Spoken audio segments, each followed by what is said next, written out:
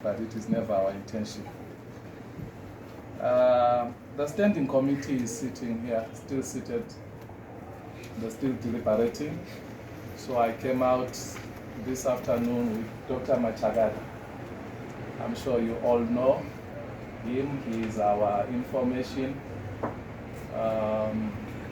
secretary assistant, so he does assist the information department, but his substantive position is the secretary for economy and development. Is responsible for that. So he will be here this afternoon with me to communicate with you and clarify some of the things that you are interested in, and of course assist me. These are the owners of the park. These are the people that started this movement. So always we need them to hold our hands when necessary. The standing committee is sitting, as I've already said, and you'll be happy to know that we've come up with a date for our extraordinary Congress. I saw the article from Daily News yesterday, and my friend, that's not how I gave it to you, but I understand you've got your way of writing. But anyway, the date for our extraordinary Congress is from the 4th to the 6th of September 2020. There are a few things I want you to note about this, is that the extraordinary Congress is falling within the period given by the Supreme Court. After the Supreme Court judgment, the CJ, who's the Chief Justice, he issued what we call, I think it's a practice directive, which suspended execution or implementation of the judgment for about 6 weeks, which meant it's up to our counting of the 3 months started from the 11th of September. So I just wanted to make that point, to put it across that the 4th to the 6th of September is within the legal framework or within the legal time issued by the Supreme Court.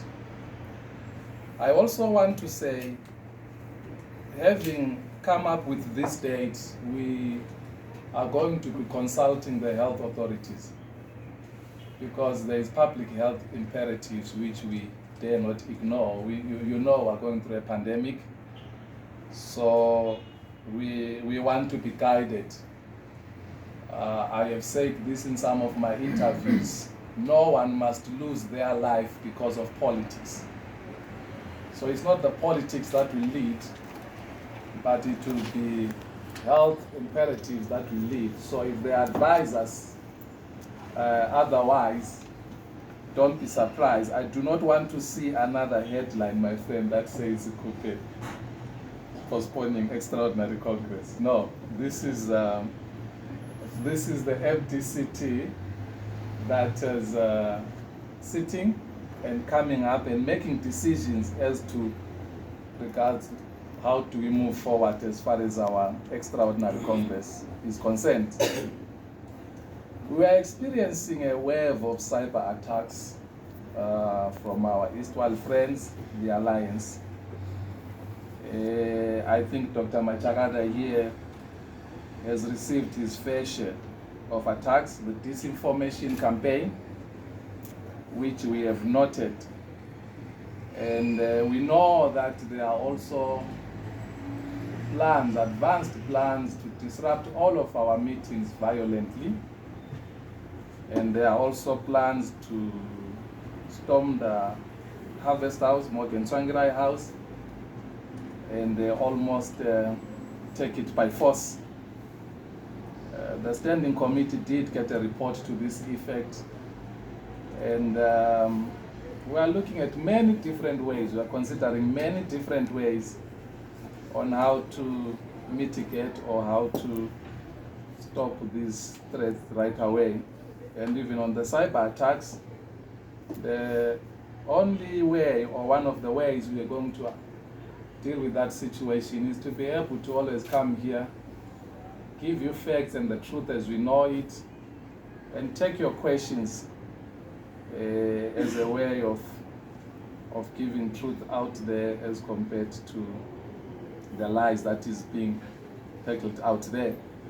You will also take note that the Alliance has placed another legal challenge in the courts of law. This time they've cited the President of the country, His Excellency. They have also cited ZEC, they've cited us, they've cited, they've just cited a lot of organizations and institutions and individuals. Their prayer goes like this: they are praying that there be no by-elections in the country, at least until their election or the recall petition is settled. So we just wanted you to know that there is that court challenge there. Of course, we will challenge it. I do not know what the others will do, but we will certainly challenge that. We also took note of the difficulties, or let me put it this way, the disproportionate burden that is been placed, unfairly so, upon the poor of combating the spread of COVID-19. That burden is disproportionately skewed against the poor. And Mashakada will speak more on those issues to say it is not correct or it is not fair that big business is able to go on with life. They are able to go on and make a living, make an income, but the vendors on the streets, our go-go's and mothers and sisters selling by the streets, are not able to go on with their lives as usual. The taxi guys are not able to sustain their business. In fact, there's no business to speak of because they've been literally banned. It's only Zuko that can operate, and it's a worry to us. We understand that it is important that we combat the spread of COVID-19, but that burden, it must be shared almost fairly and equal. But we are disappointed. As I come to the end of my opening remarks, I need to also say we also are disappointed by this new phenomena. The new phenomena of using women for selfish political ends. So you will see that women are almost sent in the front line. Not for activities or activism that benefits the country as a whole, but activism that benefits just a narrow selfish interest either of an individual or of a political party. We are very, very worried about that. And we wish that even as our courts are looking at these matters, and now I'm speaking of the three ladies that are languishing in prison right now, and I do not have the facts, we do not have the facts why they were denied bail, but in our constitution, everyone is presumed innocent until proven otherwise by a competent court of law. So we will appeal to the authorities. We have seen them give bail to their male counterparts, Honorable PT and others. They were given bail. And I'm not sure how much of a threat this lady proposes, but if it turns out that they are innocent of the crimes that they are accused of, you would have taken as an innocent Zimbabwean and treated them like a common criminal. So we are really appealing to authorities to take note that most of these young ladies are impressionable and they are taken advantage of. So if we punish them or if we are heavy-handed on them, we're not dealing with the problem. And so we condemn in the strongest possible ways the use and abuse of women for political ends, selfish, narrow political ends. Mashakada, do you have a word to say? Yeah, thank you, Brother Khupe. Thank you very much for those remarks. Good afternoon, press, media. I think what I want to highlight is that in the midst of all these developments, we must never lose sight of the ball. And the ball is about the economy. The economy is in the wrong hands. The Zanu PF leadership is clueless and they cannot manage the economy. One of the areas which they continue to mishandle is the exchange rate and, of course, the issue of the currency, among other host of economic issues or factors. You may recall that yesterday they held their first auction, foreign exchange auction. And I've got a lot of issues which I want to highlight regarding the problems, the underlying problems associated with the foreign currency auction. The highest bidder was 100 million. As we already all know, the lowest bidder was 25 million, as we already know. And the weighted average is now 57,000, which is now setting the new exchange rate for this coming week until Tuesday. Now, what is the problem with the foreign exchange auction system?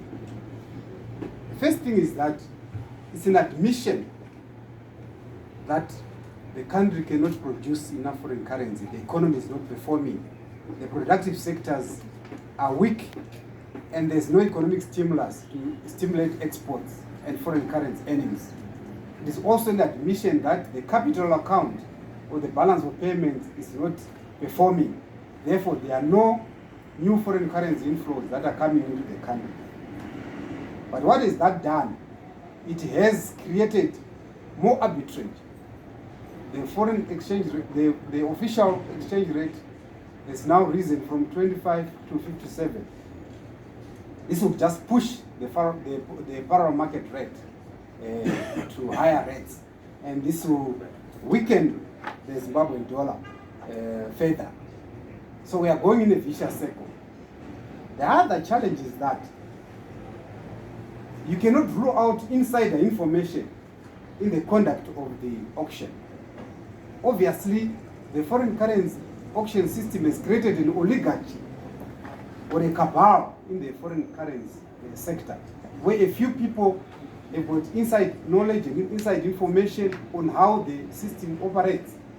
The rest of the people who need foreign currency, those who want to import drugs, those who want to pay school fees for their children, those who want to import food, they are not privy to inside information happening in the foreign currency market. So it is now a system driven by a few oligarchies or monopolists, so to speak, when the rest of the market is not privy to the participation in that foreign exchange market. So what's happening is that this is going to stoke inflation, this is going to stoke higher parallel market rates, and it's going to put further pressure on the Zim dollar. We are tinkering with a bigger structural problem in this country, and the only way is to go back to the real fundamentals. Let us restore confidence in the economy, let us boost production, let us address the issue of the currency. I have said for the umpteenth time that at this stage you need a currency that angers the economy, that brings macroeconomic stability. And I will always insist that for now, let us migrate to the United States dollar to anger macroeconomic stability and make sure that it's a store of value and it's a reliable medium of exchange. The misalignment between the formal exchange rate and the parallel exchange rate has to be arrested. And the only way to arrest it is to introduce a stable currency or medium exchange, and in this regard, it is the United States dollar. The foreign currency auction system will not work because it's an elitist approach which excludes a lot of participants in the foreign currency sector. So I just thought I should make those comments on this recent foreign exchange auction system. And we witness the impact on hyperinflation. We also witness the impact on the parallel market rate. Thank you very much on that note. The other issue, Honorable, again, is that the Gata media has tried to paint me saying that there are no abductions in this country and so on and so forth. All those were lies, trying to soil my image and my credibility and my reputation. I still maintain that Zanu PF and government are or stand accused of these adoptions, and they must cease forthwith the practice of abducting people at night, whether in the daylight or in the morning.